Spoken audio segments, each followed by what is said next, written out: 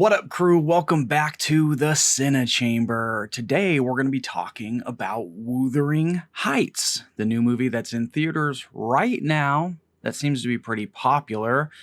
I went and saw it with my fiance this weekend. Let's get started. In this film, we're starring Catherine, played by Margot Robbie, Heathcliff, played by Jacob Eldroy. They're really the two big main characters in the film. You got some side characters, we'll get into them as well. This is a period piece. It's set in the Yorkshire moors of northern England. It is honestly really beautiful. It's foggy. It's scenic. I love the scenic views. It's just absolutely gorgeous, kind of dismal in a way.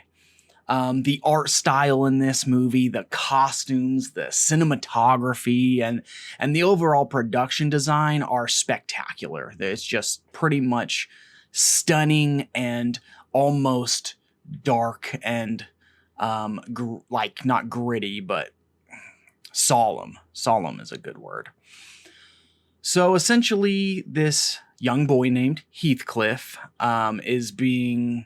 He lives on the street, or he's kicked out on the street, and he's taken in by Kathy's father, Mr. Earnshaw is his name. He's a cruel man, and he says he has good intentions, but he's mostly a cruel man, I would say, or maybe at least a mixed bag at best. The chemistry between the young actors that play Kathy and Heathcliff as young children. Charlotte Mellington plays young Kathy. Owen Cooper plays young Heathcliff. Their chemistry is really, really good, actually, during the entire beginning section of this movie. It's really talented for children, and when the film moves into the future, I almost missed them in the film because of just how well their characters played off of each other and how into the story they pulled me.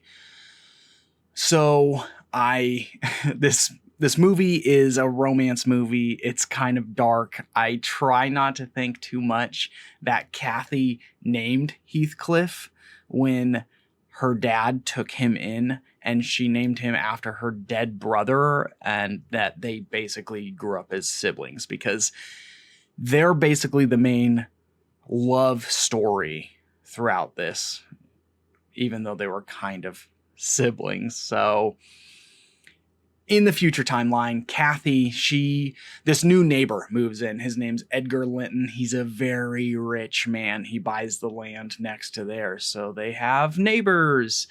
She is really hoping that he calls upon her for her beauty, because she wants to marry into wealth so she can have a good life, of course.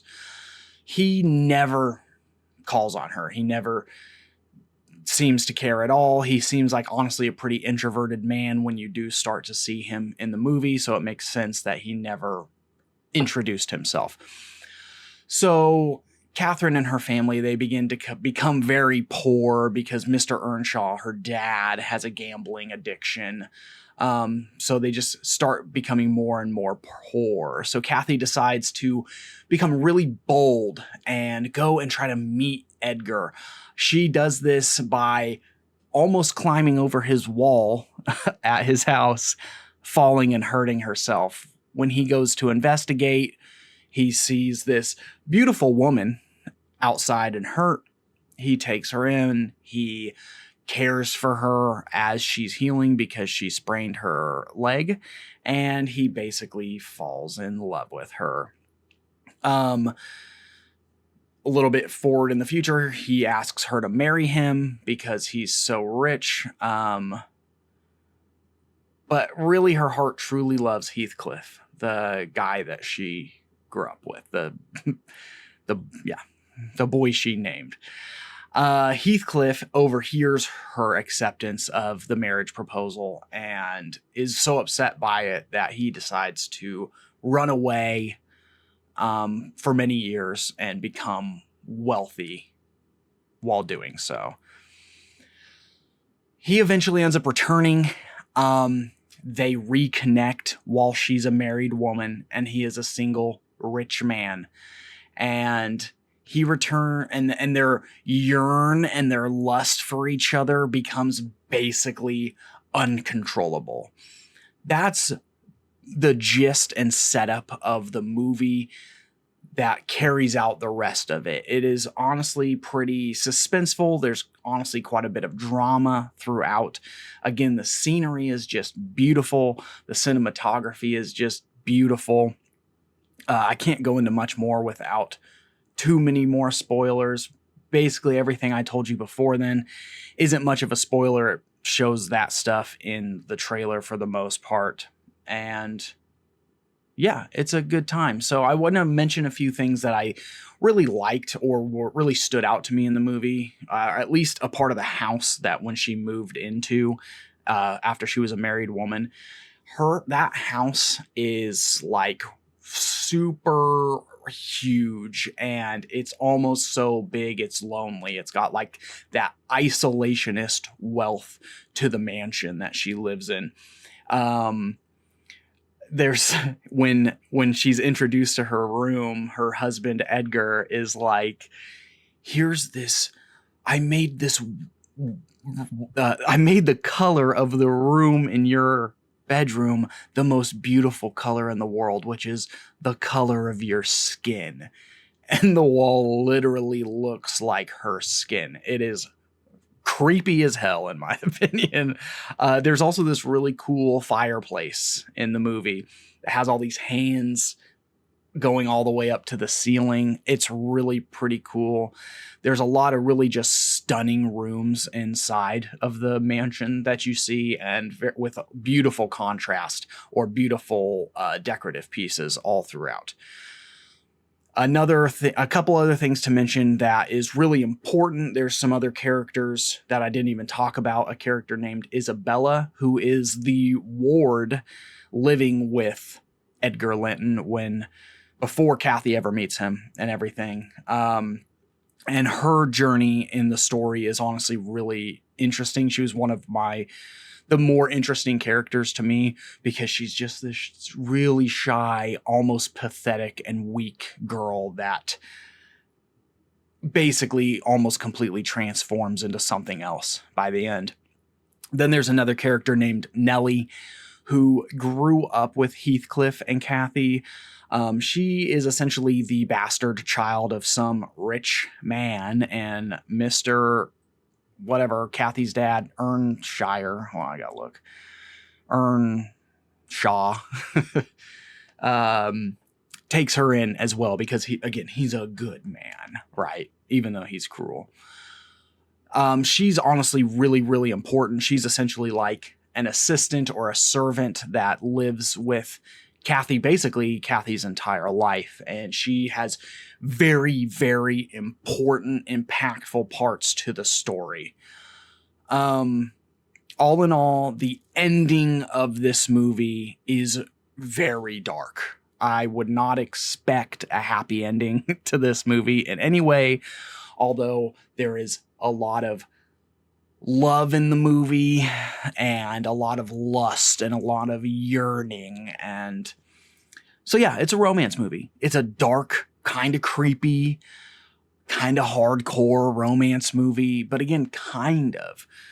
When I was looking up some information about the movie, it seems that a lot of people who have read the book to this movie don't like the movie. I haven't read the book. I'm not a book reader. I just go into something, take it for what it is, take it for face value. I like movies. So I didn't hate it. I honestly really enjoyed it. I kind of liked the dark nature of it. I liked, the dark nature of it for a romance movie, because a lot of romance movies don't really have a dark nature that I know of, or at least not a lot of the romance movies that I've seen. Maybe I need to see more. Do you know any other dark romance movies out there that I need to watch? I'm kind of interested in that. So yeah, that's essentially the movie.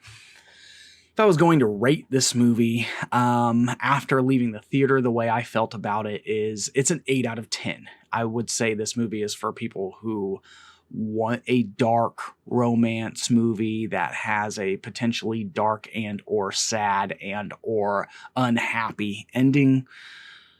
And if you're a fan of the book, this movie may not be for you, because I hear there's quite a few changes from the book into the movie, and that if you're really looking for a more crazy experience, that you should actually read the book, and that this movie isn't as crazy and impactful and psychotic as the book is. I'm not 100% sure on that. I haven't read it.